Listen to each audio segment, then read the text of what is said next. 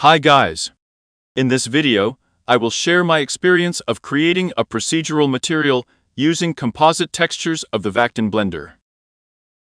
When creating this video, I used the example of a guy named Guy from the new plastic channel, where he created similar material using Redshift in Cinema 4D. Information about working with composite textures is very clearly explained by Raphael on his channel.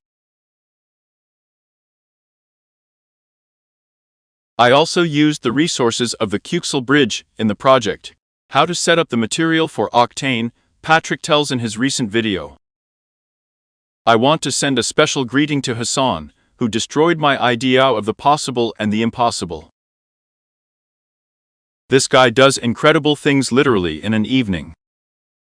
He just sits down and does what I would mentally prepare for a week. I think he's from another planet. I will leave links to all the videos in the description. And now to the point. Create a composite texture layer and connect it to the albedo channel. The material will immediately turn black, and this is due to the fact that we have nothing connected to the composite texture layer. Let's group this node and call it a color, since we will use two nodes of composite textures. One for the color, and the second for the bump. Let's add the first layer, and see that the color of the material has changed to white. Now we need to create a procedural texture, which we will connect to the input channel.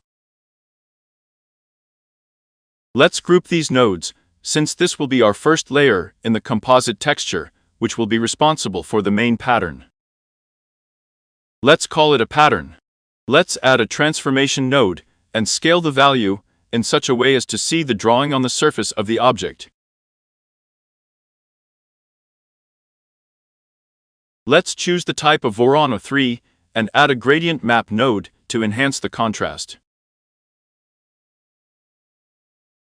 Using the sliders of the gradient map, we will achieve the result of sharp borders.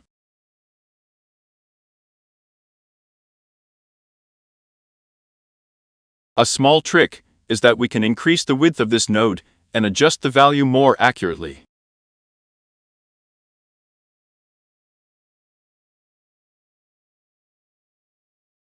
By changing the position of these sliders, we determine the width of the borders between the individual elements. Let's create duplicate nodes in such a way that they have a common node of 3D transformations so that they have the same scale, which is extremely important. Let's change the type to the village of Voron and adjust the value of the gradient map so as to get the desired result. Let's add a third marker in order to set the colors of our pattern. You can use a pipette to take a color sample and get the desired result as close as possible. By adjusting the position of the sliders, we achieve the desired colors.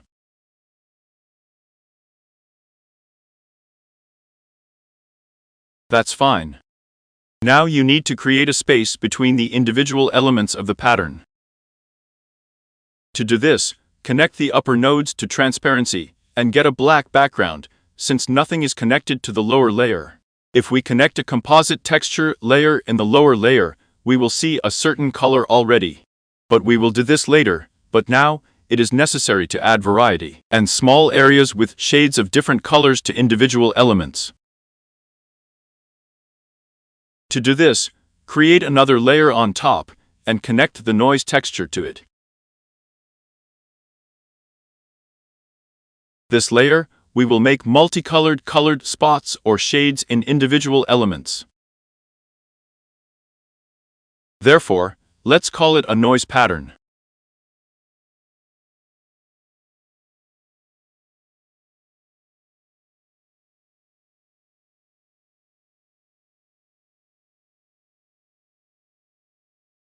Let's add a transformation node and adjust the scale in such a way as to get the desired result. To increase the contrast, let's use the node of the gradient map.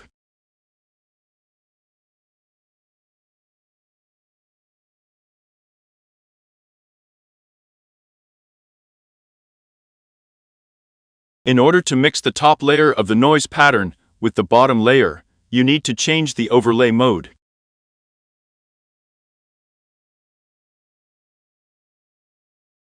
Now we can see both the lower layer and the upper one. It remains to change the intensity of the top layer in order to get the desired result.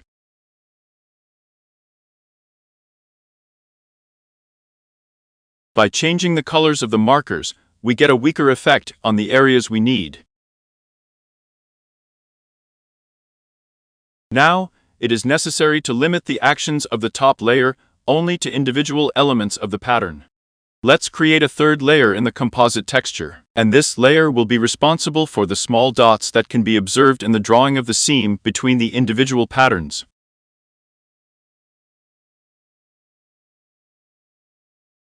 Let's group this node and name the color of the seams.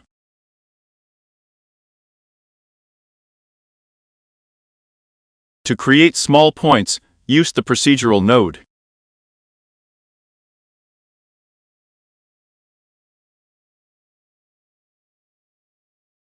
This node is colored, and in order to make it black and white, we will use a gradient map.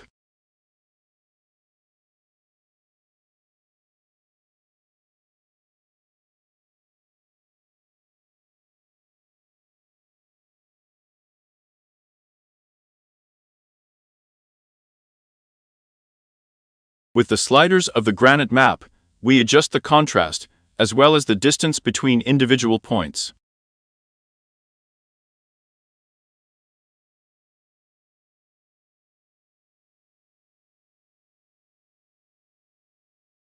We will use this pattern of small dots in the transparency channel to create a mask of the main color of the seams. We will use the noise texture as the main color of the seams between the individual elements.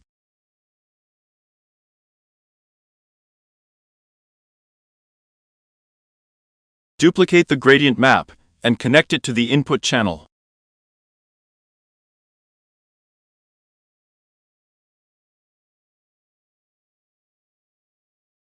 In the gradient map, we will adjust the background color between the individual elements.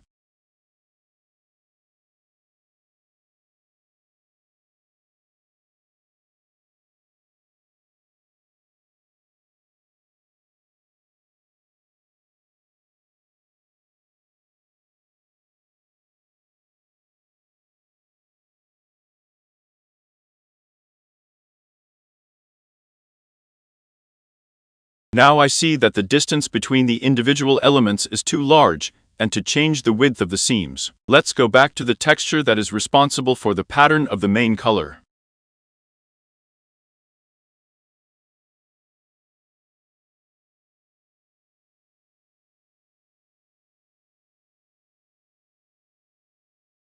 Now, we are as close as possible to the desired result.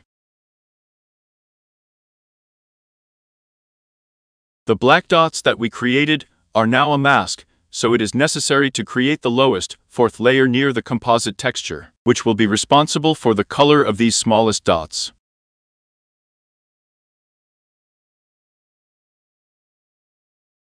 To do this, we will create another node, another layer of composite texture, and use the color node to set the color of the points.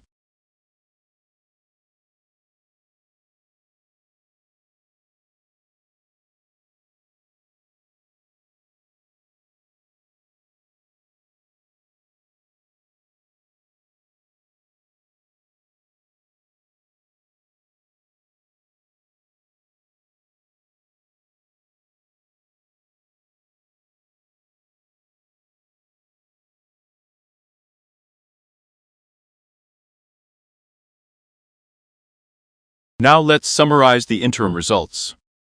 The top layer is responsible for the uneven color of individual tile elements. The next layer is directly responsible for the tile pattern itself. The next layer is responsible for the seam pattern.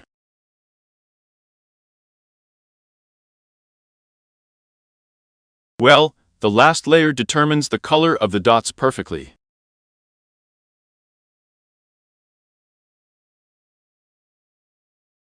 These 4 layers are responsible only for the color of our drawing. In addition to the color in our material, it is necessary to add another composite texture, which will contain layers of 3 types of bump.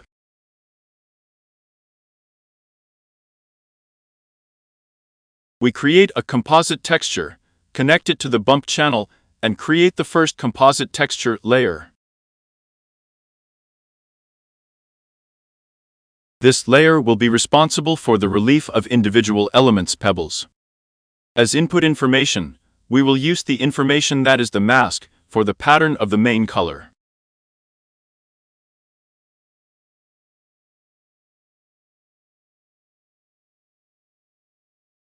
Now we see that there are small bulges.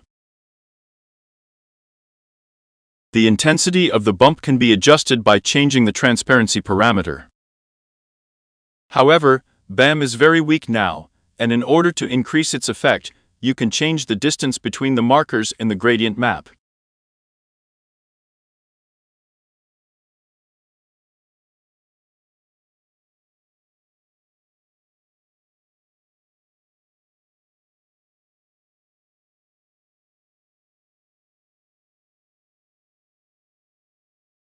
Great, let's create a second layer that will create general noise and general roughness on the entire surface of our model.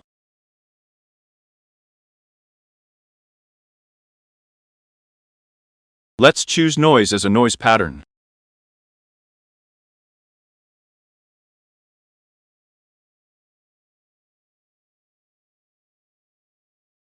Let's add a gradient map as well as a transformation node and scale it to the required values.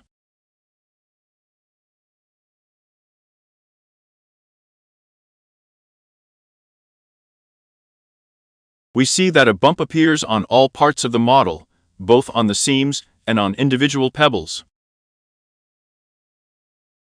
In order to be able to influence the intensity of the bump of individual elements, it is necessary to change the overlay mode in the layers.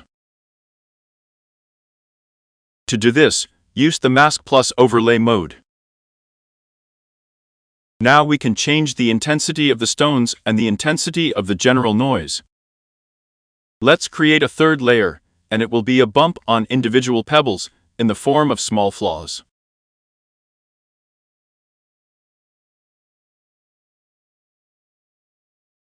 Let's create a noise node again.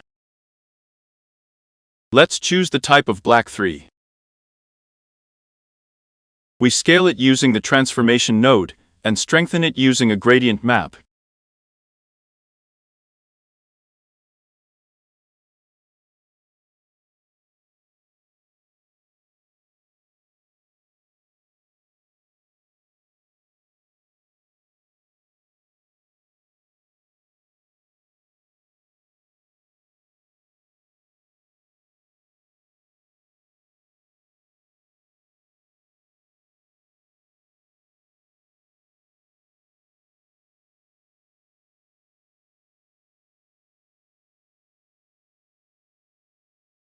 We see that small inclusions have appeared on the entire surface of our model. But we need to make sure that they are deepened. To do this, we will change the colors of the gradient map, and then we need to exclude the influence of this bump layer on the seams between individual elements. To do this again, we will use a mask in the transparency channel.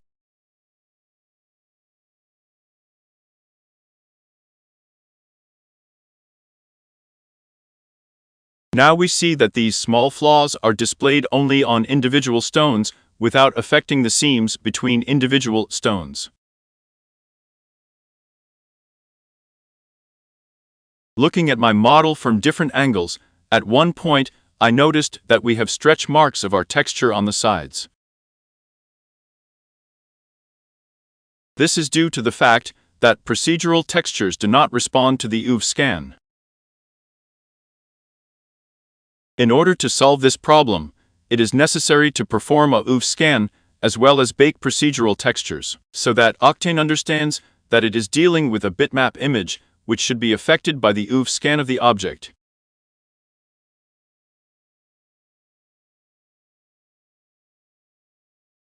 In this case, I performed a scan of this bowl, so all that is necessary is to tell the program to perceive procedural textures as bitmaps.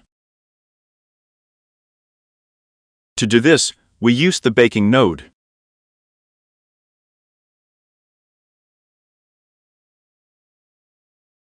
And as we can see, the problem goes away, and the seam remains only in the place where there is a seam on the Juvie map. If necessary, this node must be placed after each node of the procedural texture. At this point, the main work on preparing the material is ready. We have two composite textures. One contains layers that define the color, the second contains layers that define the relief. But the most interesting thing is waiting for us now. By and large, we have two main color layers. One layer is responsible for the pattern of the pebbles, the second for the color between these pebbles. If we want to make changes to the color, IDS perform color correction, then we will use the color correction nodes that affect what comes out of the previous node.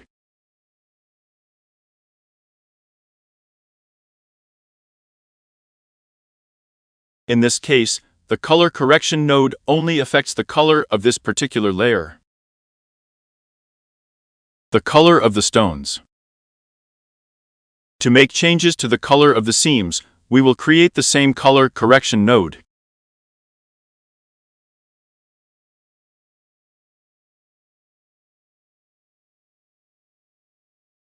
Let's add it after the node of the gradient map, and now we can influence the shade between individual stones, that is, inside the pattern.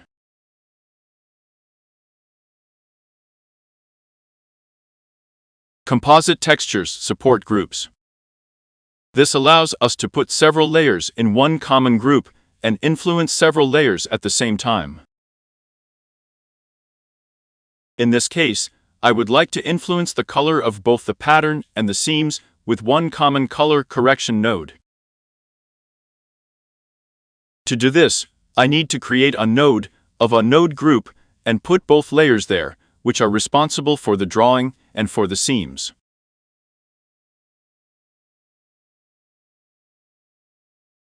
Great! Now you need to put both layers in one common group. In the layer group, we create two layers and place both layers each in its own slot.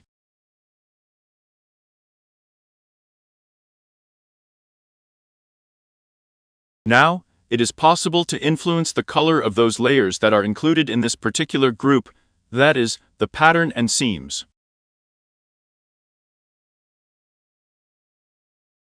Add the third layer and choose one of the suggested options as a color correction.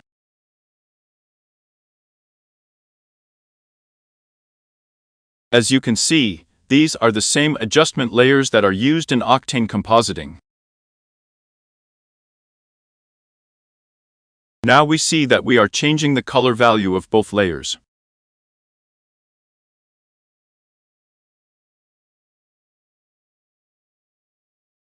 Let's add another adjustment layer.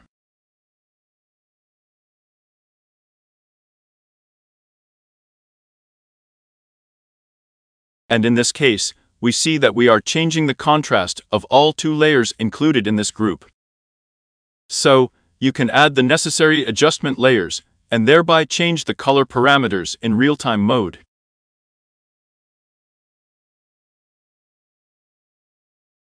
And that's cool. Well, I repeat once again, within the group, we influence the color characteristics of all layers that are included in this node of the layer group. And at the same time, we can independently change the color of each individual layer inside a particular layer.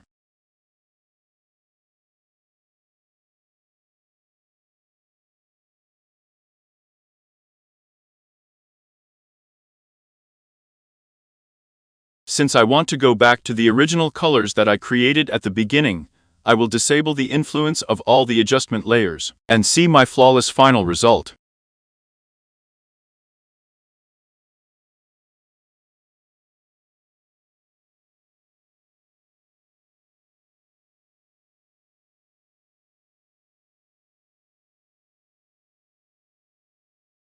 You can download the file of this project in the group. See you in the next video. And never give up.